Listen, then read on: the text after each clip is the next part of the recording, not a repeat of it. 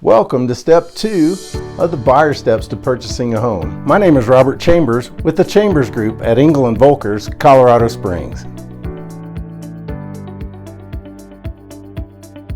On the first episode, we learned about the importance of making the realtor and lender connection and how referrals from a realtor's trusted partners can be one of the best resources you can use to find just about any professional that you might need from the beginning of the process throughout the lifetime of home ownership.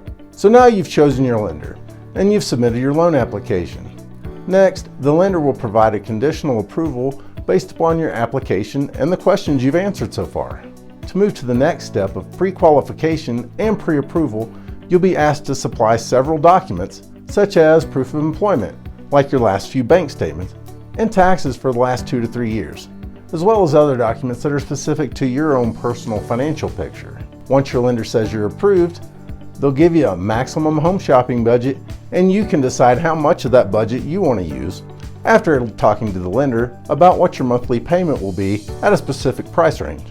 In the next episode, we'll talk about the exciting next steps, because now you and your realtor can begin discussing your goals and the criteria for your new home, so you can be confident about making an offer once you find one you love. If you find these videos helpful, please like and subscribe, share with others, and click that notification bell to make sure you don't miss out on new information. Thanks for watching.